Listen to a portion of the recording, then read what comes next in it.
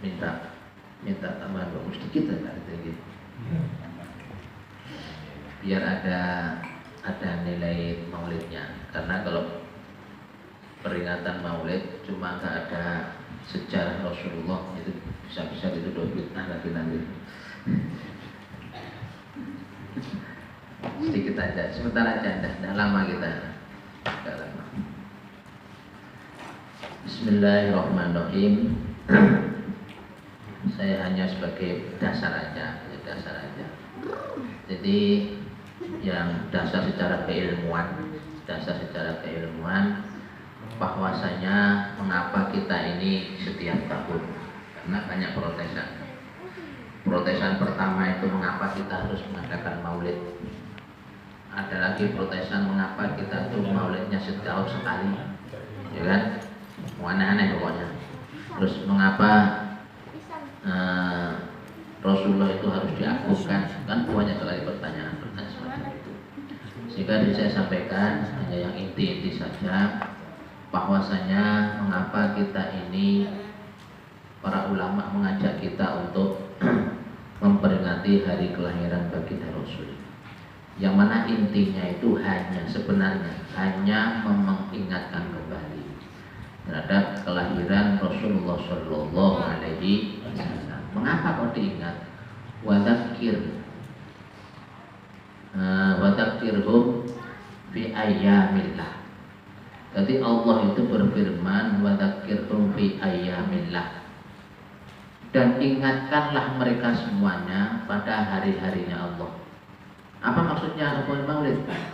Ibnu Mas'ud mengatakan hari-hari ini, ayyamillah ini adalah rahmat dan nikmat.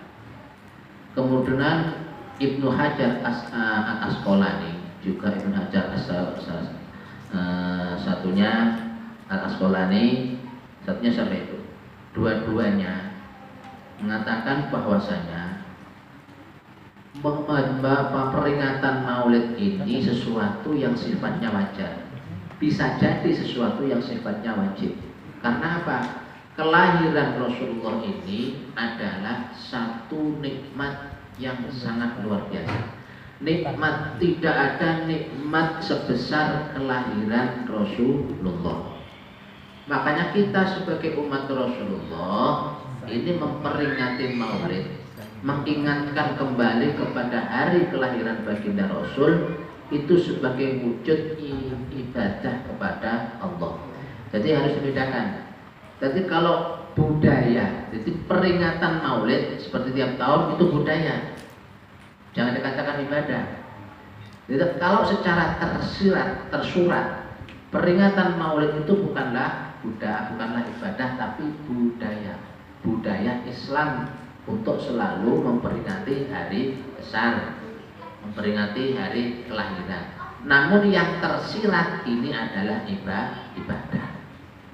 Makanya kalau dikatakan maulid itu bid'ah, ini tidak nyasar, karena bukan ibadah, tapi itu adalah budaya orang-orang Islam untuk kayak kita memperingati 17 Agustus, itu kan budaya, kebiasaan, adat istiadat.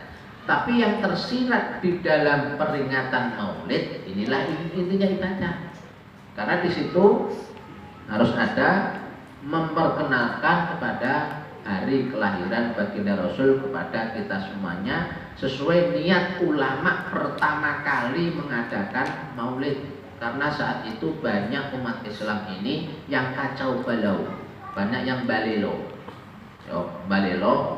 kemudian tidak mengikuti daripada apa yang disampaikan, yang dibuat-buatkan, yang dicontohkan oleh baginda Rasul. Otomatis manusia itu banyak kemungkaran. Sehingga pada waktu itu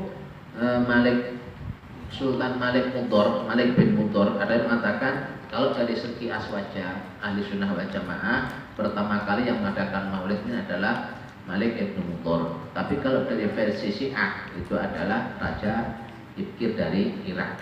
Kalau kita ikutnya adalah di aliran ahli sunnah wal jamaah, itu Malik bin Mudor. Ini melihat pemuda, khususnya saat itu adalah pemuda-pemuda. Pemuda-pemuda itu banyak yang sudah lepas daripada aturan agama Islam. Nah, aturan agama Islam ini yang bawakan baginda Rasulullah. Sehingga banyaknya segala macam kemaksiatan, dosa dan sebagainya, maka para ulama itu punya ide untuk memperkenalkan kepada masyarakat yang memang sudah lama tidak mengenal baginda Rasul. Kok lama? Iya, dari 3 periode. Jadi kalau toh orang sebelah itu mengatakan kalau toh itu baik, mengapa kok sahabat itu tidak melakukan? Kan itu alasannya nih. Kalau toh itu baik, mengapa kok dulu itu sahabat tidak melakukannya? Kok malah orang sekarang itu melakukannya? Itu yang jadi masalah. Nah, kita kalau dijawab segitu ya kira-kira ya hilang-hilung gitu lah ya. Sehingga maulid ini pertama kali diadakan pada periode keempat. Sahabat tidak ada, tabi'in tidak ada, tabi'in tidak ada, ulama salaf tidak ada. Ya, salaf tidak ada, baru khalaf. Salaf itu mulai seperti imam madhab. Imam madhab itu juga belum mengadakan maulid. Nah, apa alasannya? Karena maulid ini adalah memperkenalkan baginda Rasul. Sehingga mengapa kok waktu itu tidak ada maulid? Maka jawabannya ini bukan manusia yang harus menjawab, tapi yang menjawab adalah Allah Subhanahu wa taala. Wa kullan naqussu min amba'i rusul ma nusabbi bi fu'adak. Bahwasanya Allah berfirman, setiap cerita, setiap hikayat, setiap sejarah yang disampaikan oleh Allah di dalam Al-Qur'an, sejarah tentang nabi-nabi, rasul dan sebagainya, itu adalah manusia fu'adak, untuk memantapkan hati, memantapkan iman kita kepada para rasul, kepada para nabi. Itu tujuan utama di dalam memperkenalkan Rasulullah kepada umat. Coba kalau bayangkan andai kata aja lah, andai kata tidak ada peringatan maulid, andai kata kita tidak dikenalkan oleh para ulama kepada Rasulullah, apa yang terjadi? Apa yang terjadi? Tidak tahu sama sekali kok, ya kan? Boro-boro mau ibadah, boro-boro mau beriman, tidak bisa kita ini, hakul yakin tidak bisa, ya. Maka laulal murabbi lam araftal rabbi, laulal ulama lam arafnal ulama. Anbiya. Andai kata tidak ada murabbi, tidak ada pengajar kita yang memperkenalkan kita kepada Allah, hakul yakin kita tidak akan mengenal Allah Subhanahu wa taala. Maka Rasulullah sebagai murabbi utama kita. Laulal ulama lam araftal anbiya. Andai kata kita tidak kenal ulama, hakul yakin kita tidak akan kenal kepada para nabi. Nah, inilah rangkaian sejarah yang ada di dalam Al-Quran. Ini firman Allah. Ini untuk memantapkan iman kita kepada para nabi dengan adanya rangkaian cerita. Ceritanya Rasulullah, cerita Nabi Adam, cerita Nabi Musa, Nabi Ibrahim, akan ada di dalam Al-Quran. Ini untuk memantapkan iman kita kepada para rasul. Begitu juga cerita tentang Rasulullah, ini adalah untuk memantapkan iman kita kepada Rasulullah. Dengan adanya pengenalan kepada Rasulullah saat itu, jadi mengundang para ulama besar diundang, kemudian ulama ini silih berganti untuk menceritakan, memperkenalkan kepada masyarakat yang memang sudah tidak lama tidak mengenal baginda Rasul, diperkenalkan sekaligus ditunjukkan sifat-sifat keistimewaan daripada baginda Rasul. Ini inti daripada maulid pertamanya. Maka andai kata tidak ada maulid, yakin kita tidak bisa apa-apa, tidak bisa mengenal Allah kalau tidak ada maulid. Maka lahirnya Rasulullah, maka ini adalah nikmat terbesar buat kita semua. Makanya ya khayalah, kayaknya enggak susah mikirnya kalau sampai ada orang yang menolak terhadap hari kelahiran baginda Rasulullah Shallallahu Alaihi Wasallam. Kita maulid kemudian diolok-olok yang bid'ah dan sebagainya, wes pokoknya tidak usah terpengaruh. Ini sama-sama komplaknya kita nanti ya. Bisa begitu.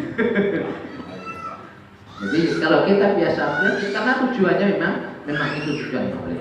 Jadi mengapa kita itu ulama mengajak kita untuk peringatan maulid, kita itu tujuan untuk mengetahui daripada cerita baginda Rasul, sehingga kita di dalam keseharian bisa mencontoh daripada akhlak baginda Rasulullah Shallallahu Alaihi Wasallam. Terus ada lagi, mengapa kalau kok hanya 1 tahun sekali, mengkhususkan itu tidak boleh. Nah, cobalah bayangkan 1 tahun sekali aja sudah diprotes. Bagaimana kalau seminggu sekali? Apa tidak malah kayak udah jelas protesnya, ya kan? Malah sering protesnya. Sekali setahun aja ada diprotes. Apalagi kalau 1 minggu sekali. Nah, malah diprotes banget ya kan? Nah, ini sangat luar biasa. Maka tadi dikatakan wadzakiru fi ayyamillah. Ini adalah maka ingatlah kepada hari-harinya Allah Subhanahu wa taala. Maka ini 1 tahun sekali ini sudah cukup, karena apa? Untuk mengingat. Yang pertama untuk memperkenalkan, mengingat kembali kepada baginda. Maka 1 tahun sekali ini sudah cukup untuk mengingatkan kita. Walaupun toh yang lebih bagus adalah lebih baik lagi setiap hari. Dan pada hakikatnya kita ini mengambil hikmah dari maulid, setiap hari harus ada di dalam diri kita, membawa Muhammad ada di dalam diri kita. Kita ini mengaku umat Muhammad, tapi dalam kesehariannya lepas daripada apa yang contohkan Rasulullah Shallallahu Alaihi Wasallam. Jadi pegawai kayak Mas Lawan, jadilah pegawai yang setia, yang Muhammad. Atau ya jujur, jangan korupsi. Nah, jangan makan gaji buta. Nah, itu bahaya. Kalau makan gaji buta itu bukan Muhammad lagi sudah. Nurnya yang ada dalam diri kita tuh hilang. Nah, begitu juga dia berdagang, jangan mengurangi timbangan. Itu namanya dagangnya Muhammad. Nah, kalau mengurangi timbangan itu berarti tidak Muhammad. Kan begitu. Jadi orang Muslim Islam ya harus yang Islam Muhammad, ya harus sholat. Nah, itu kan begitu. Jadi hakikatnya mengambil daripada setiap peristiwa, setiap peringatan maulid adalah bagaimana kita ini yang di dalam jati diri kita berasal daripada Nur Muhammad, maka wujudkanlah dalam bentuk yang nyata. Kan di dalam Al-Quran juga dikatakan Muhammad Rasulullah alladzi ma'ahu asyiddau 'alal kufar. Jadi kalau Rasulullah itu bersama dengan sahabatnya mempunyai sifat asyiddau 'alal kufar. Jangan sampai keliru ya. Yang mempunyai sifat asyiddau 'alal kufar itu para sahabat. Ya, sangat perhatian atau sangat keras dengan orang-orang yang tidak beriman. Sementara Rasulullah ruhamau bainahum. Rasulullah mempunyai sifat yang santun, kasih sayang kepada sesama. Ruhamau bainahum. Ini adalah sifat-sifat sahabat, juga sifat-sifat Rasulullah Shallallahu Alaihi Wasallam.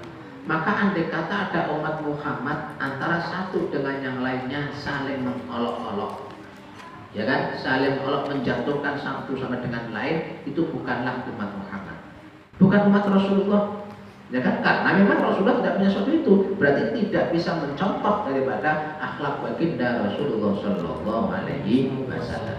Jadi alasan mengapa kita harus maulid karena memang kelahiran baginda Rasul ini adalah nikmat yang terbesar yang wajib untuk kita syukuri, wajib kita menyambut dengan gembira. Siapa yang mengajakkan gembira? Siapa yang memerintahkan gembira? Itu adalah Allah Subhanahu wa taala. Qul bi fadlillah wa bi rahmati Rasulillah fa bidzalika falyafrahu. Maka dengan adanya qul bi fadlillah, katakan wahai Muhammad, dengan karuniaku dan rahmatku. Rahmatku siapa? Wa ma arsalnaka illa rahmatan lil alamin. Karena Allah melahirkan Rasulullah tidak ada lain sebagai rahmat alam semesta. Maka sudah sesuai dengan tariknya. Qul bi fadlillah wa bi rahmati Rasulillah, yaitu Rasulullah, rahmat Allah itu adalah Rasulullah. Fabidzalika falyafrahu, maka dengan itu semuanya bergembiralah. Maka setiap peristiwa Maulid ataupun Isra Mi'raj yang jawabannya pertanyaan adalah langsung yang menjawab adalah Allah Subhanahu wa Ta'ala. Nah, inilah sebagai pemahaman supaya kita itu tidak mudah terombang-ambing. Ya, kalau dulu tidak ada masalah, kalau sekarang kan sudah banyak yang membuat masalah. Sebenarnya tidak masalah, tapi dibuat masalah karena yang membuat masalah itu bermasalah dengan masalah. Kalau kita kan tidak membuat masalah, makanya tidak masalah, ya kan? Mengatasi masalah tanpa masalah. Pegadaian. Nah, maka salah satu bentuk maulid, nah sebagaimana hari ini kita ini juga memberi maulid secara langsung, secara praktek, ya, secara praktek. Jadi bisa, jangan hanya setiap tahun sudah diajak untuk melaksanakan, karena hakikatnya maulid itu masing-masing kok. Hakikatnya, sejarah aslinya sejak Rasulullah, maulid itu perorangan. Mana dalilnya? Rasulullah ke setiap hari Senin ini berpuasa. Ditanya oleh sahabat, ya Rasulullah, mengapa engkau setiap hari Senin puasa? Karena hari Senin ini adalah hari kelahiranku. Makanya orang Jawa tak cap jempol. Maaf ya, kalau di tempatku ada yang namanya ngampir neton. Nah, Mbak saya mesti tahu. Setiap hari kelahiran orang tua kita pasti ngampir neton. Walaupun itu hanya dengan satu piring jenang merah, jenang putih, kemudian jajan pasar, semuanya waktu kelahiran anak-anaknya pasti saat itu berdoa kepada Allah keselamatan. Itu ngampir neton. Itu jangan dikira itu kalau orang sebelah pasti bid'ah. Iya, padahal itu kan sunnah. Itu adalah meniru daripada apa yang dilakukan oleh Rasulullah. Setiap hari Senin adalah puasa. Maka kalau jaringan tanya sama Mbak Said, bagaimana supaya kita bisa terbang, bisa dodeng, berpuasalah di setiap hari kelahiran. Ayo, bagi pedagang, insya Allah dengan izin Allah dagangnya laris manis orang ketok bohongnya. Yang tidak payu-payu rapi, yo, nenek, terus rapi apa yo? Puasalah di hari kelahiran, insya Allah cepat laku. Tapi yang butuh boleh. Yang pengen nak kawin lagi, jangan, satu aja. Maka itu sudah diajarkan oleh kiai-kiai kita. Jadi selamatan berdoa kepada Allah setiap hari kelahiran, bukan tiup lilin, lain lagi tiup lilin ini tidak diajar Rasulullah, ya kan? Bukan tiup lilin, bukan. Jadi berdoa, maka upayakan setiap hari kelahiran kita minimal kita berdoa kepada Allah, ya undanglah Pak Ustadz Saifu, Pak Ustadz Wahid, nah diundang untuk amin mensyukuri atas umur yang diberikan oleh Allah. Itu adalah sunnah. Potong kue. Muhammad NU ini. Atau puasa setiap hari kelahiran bagus, itu bagus. Saya langsung mendapat ijazahnya kalau saya. Maka hari ini saya ijazahkan pada jenengan semuanya. Ajas cukup. Ya saya ngerti ya wes. Aslinya ada ijazah dari saya, puasa di setiap hari kelahiran. Insya Allah kalau kita banyak masalah dan lain sebagainya, kalau kita istiqomah puasa di hari kelahiran kita, insya Allah akan dimudahkan oleh Allah Subhanahu wa Ta'ala. Nah, biar banyak orderannya, tanya sama Pak Bi. Sama kayak Akang kan?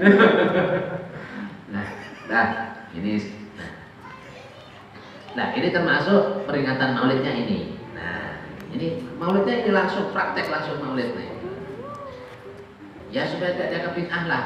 Kan niatnya maulid sudah ada, masalah maulid kan sudah ada ini. Nah, sudah. Nah, sekarang prakteknya harus lengkap kok ya kan? Maulidnya ya, sebentar aja Pak. Iya. Ada Pak. Iya, berapa menit itu? Cuma sedikit. Qala alaihi salatu wassalam man roha ila jum'ah fi sa'atil awwula fa ka'annama qarbul badana. Ini lumayan. Wa man roha fi sa'atis saniyah fa ka'annama qarbul baqar Wa man raha fi sa'ati thalith wa ka'annama qarbul kibshan.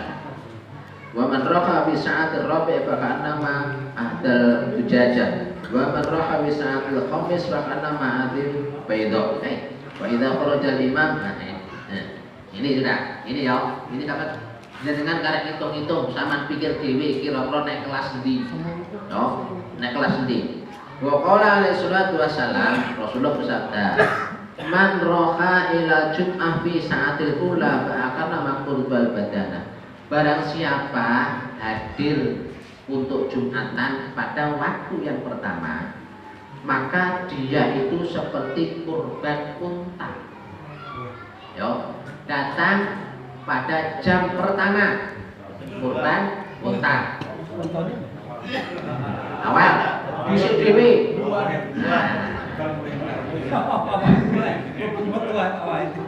Di manakah letak dulunya? Jadi bila dibilang pertama itu bila mana kira-kira kita itu bisa melaksanakan sholat itu 40 rakaat. Jam berapa kira-kira?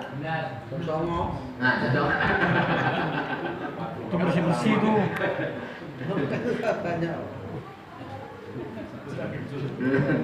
Ya kira jam 10, jam 11 itu sudah ada di masjid. Habis itu apa? Jangan ngobrol, jangan main HP, jangan ngopi, jangan rokok. Ya kacau kalau kemudian bersila iktikaf. Nah, Quran kah apakah? Nah, itu baru dihitung. Kalau berangkatnya jam 10, habis itu ngopi dulu, ya kan? Rokok dulu. Enggak hitung itu. Berangkatnya doang jam segitu.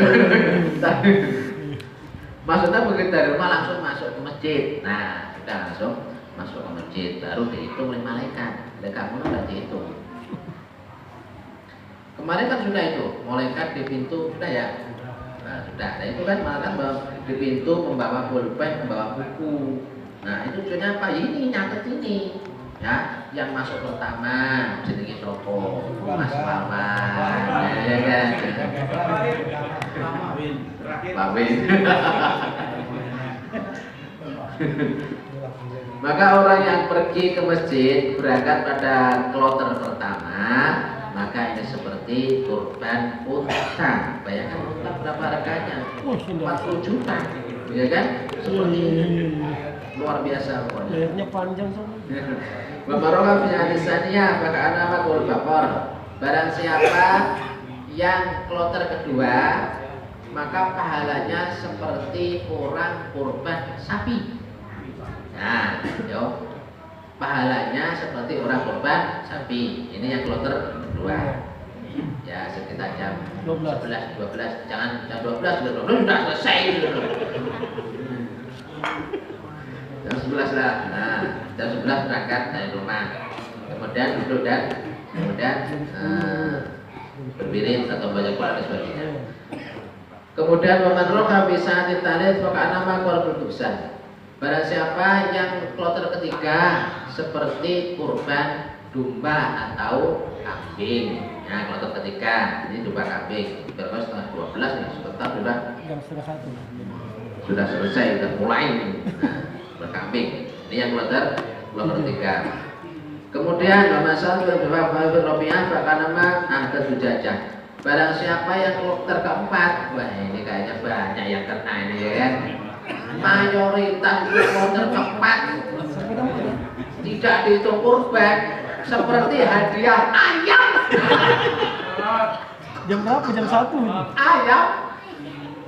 Jam 1. Ini sudah mau ada nih. Sudah tartib itu nah. Baru unu ya kan. Tapi ya lumayan lah ya. Ayam. Ayam lah jadi. Ayam kampung 3 ekor, woi lumayan itu.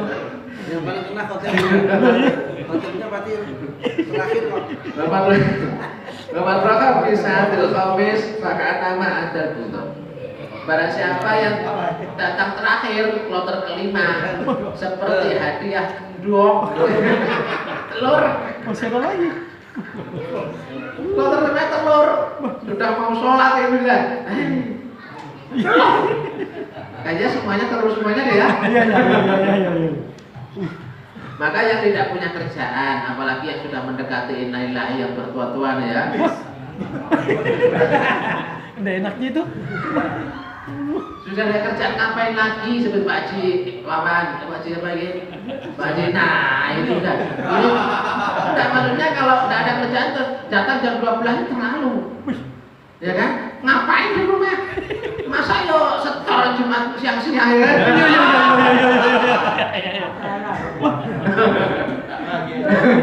Saudara.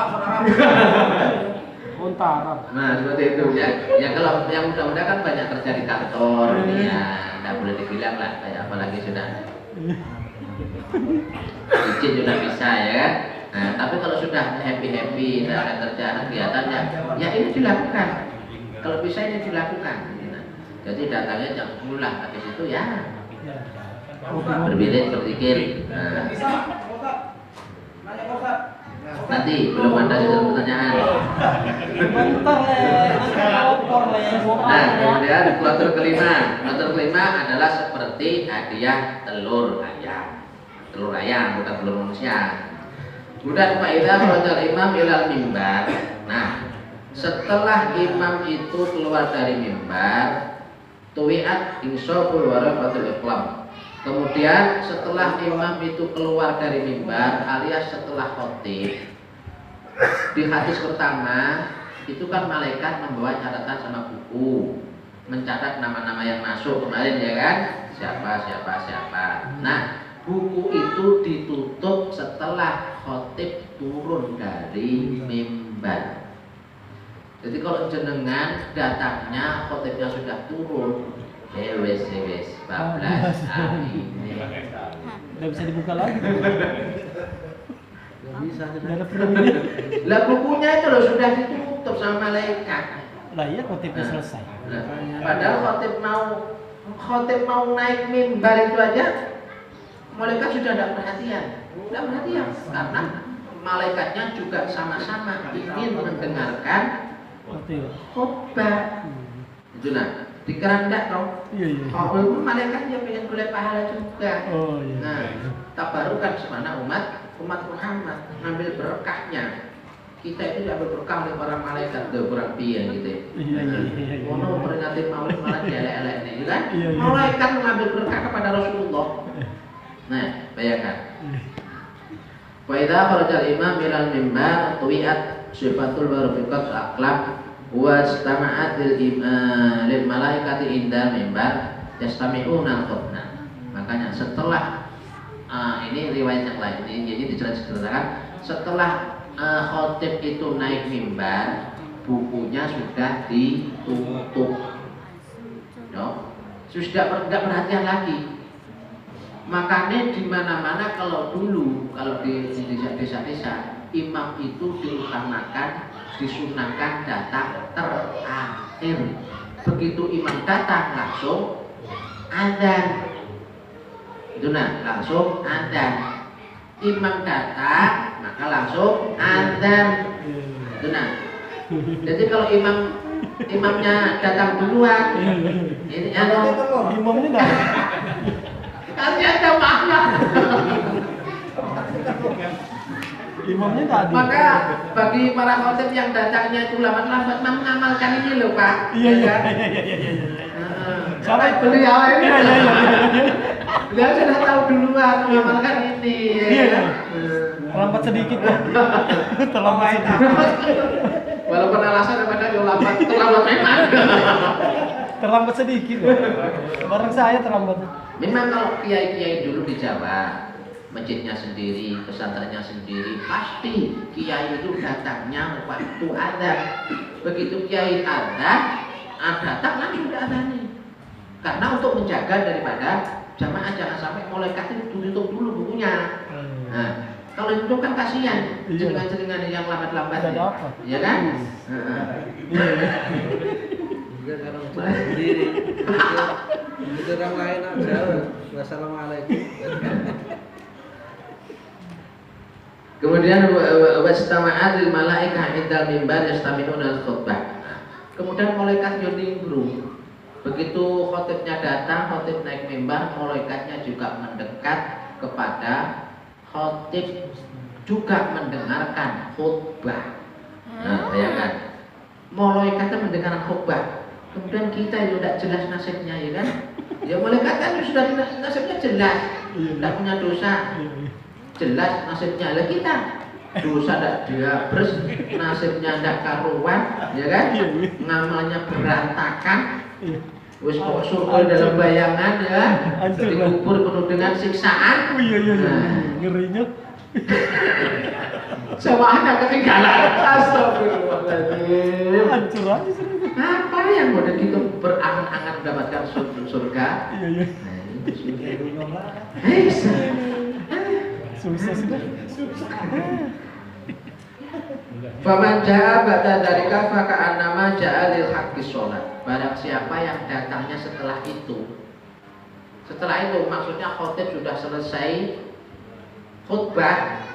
Jadi kayak diibaratkan ya hanya sekedar datang aja untuk ingin ya sekedar ikut-ikutan sholat. Iya. Hanya sekedar ikut-ikutan sholat. Nah, ka'annama jaa pokoknya dianggap Jumatan ini lah ya kan. Wis Jumatan sudah sholat.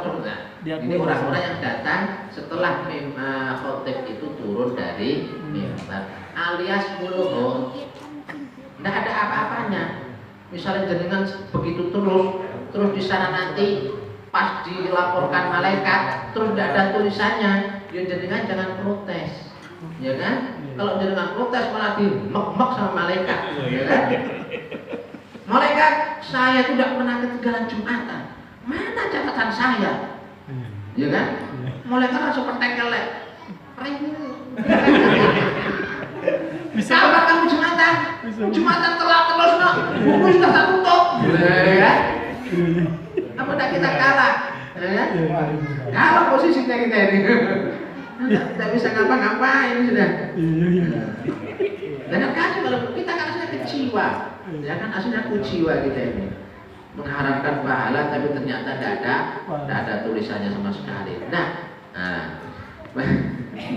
jadi hanya sekedar pakaan nama ja'al sholat, hanya sekedar dikatakan sudah Jumatan gitu aja ya habis sholat. Wa yuqalu minan nas yakununa fi qurbihim intan nadhar ila wasillahi ta'ala ala qadri bi quwarihim ila jum'ah. Dulu di dalam kurun dulu, maka orang-orang ini untuk datang melaksanakan Jumatan itu memang betul-betul di awal-awal dan semuanya karena wajilah mengharapkan pahala dari Allah Subhanahu wa taala. Bi qadri yaqulu ila Jum'ah. Kemudian waladakil awalu bid'atan akhdasa fil Islam tarakul bikrah ila Jum'ah. Jadi awal pertama adanya pembid'ahan itu adalah dikala manusia sudah tidak mementingkan lagi untuk bergegas melaksanakan Jumat. Kata kitab ini termasuk pelaku bid'ah kita semuanya, ya kan? Yang sudah tidak bikrah, artinya sudah tidak ada keinginan meninggalkan untuk cepat-cepat pergi Jumatan, itu awal-awal adanya bid'ah. Sampai sekarang kita tidak punya pikiran, tidak pernah punya pikiran kalau mau cepat-cepat ke masjid, gitu. Kadang-kadang ya itulah masjid habis yang lainnya sudah pada bunyi-bunyi, kok masih ditutup masjidnya ini? Enak wonge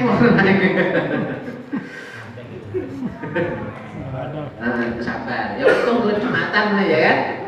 Lah semarang tak mire. Ya alhamdulillah. Maka untuk yang khotib itu tidak kena ya khotib itu ya kan. Malah diuntungkan yang para khotib nih kan. Khotib kosing keri. Makanya kemarin bilang sama Pak Win, Pak Rofi nanti kalau tempatku yang akhir-akhir aja. Bagus Pak Win ya kan, memikirkan teman-temannya. Daripada kena dok semuanya. Ya, satu sedikit lagi. Terus, nah, innal malaikat yatafakkuna abdi ila ta'akhir ila waqtihi yaumul jum'ah wa yaquluna Allahumma idza in kana ma akhartu faqrahu fa. Jadi malaikat itu selalu meneliti Jadi kalau misalkan ada kok umat Rasulullah itu kok terlambat Jumatannya, itu sudah diteliti sama malaikat, diteliti. Allahumma in kana ma akhaltuhu faqrahu fa'aghnahu. Dicari-cari. Kalau toh memang terlambatnya itu karena kemiskinan, yo, maksudnya itu terlambat karena kerja, karena kerja, mungkin mau Jumatan, aduh nanti Pak Pon masih banyak tanggung gitu ya kan. Mau kalau ditinggal Jumatan kering nih banjir ya kan, ditutupnya sampai akar. Iya iya. Piparane malaikat. Jadi Pak Pon ngapain juga terlambat kan? Mualah, mereka beli duit toh. Tani lulu. Loh sama malaikat itu nggak ada mugo-mugo Pak Pon ini juga. Iya kan? Itu kan juga. Jadi bagi mereka yang terlambat karena fakirnya, betul-betul fakir, bukan balelo, ya kan? Bukan aras-arasan. Nah, maka betul-betul fakir, butuh tenang. Masalah kan butuh duit gitu aja kan, lambat-lambat terus. Misalkan begitu, maka malaikat mendoakan loh, didoakan supaya menjadi orang kaya terus tidak terlambat lagi. Loh, kan api. Wa ikana mardun fasyafa'u. Bila mana terlambatnya karena sakit, maka malaikat mendoakan semoga sakitnya sembuh supaya tidak lambat lagi. Wa ikana sahlan fa farahu lahana. Andai kata terlambatnya itu karena kesibukannya yang luar biasa. Jadi pengacara, itu pengangguran banyak. Banyak acara ya kan.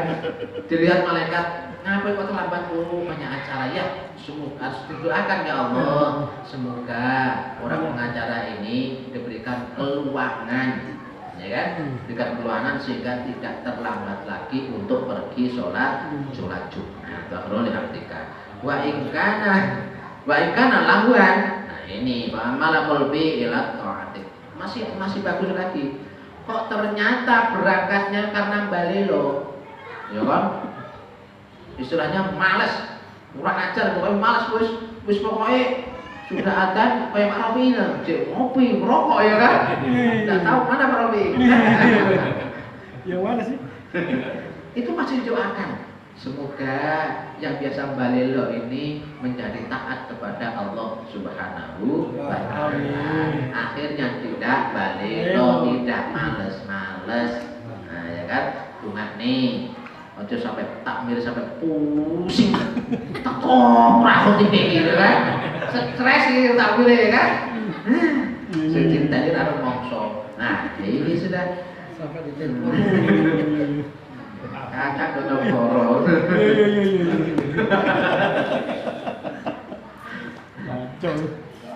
Nah ini, jadi walaupun terlambat pun begitu bagusnya malaikat tetap didoakan oleh para malaikat. Wa kanat at-tariq fil qurun al-awwal ba'dal fajri.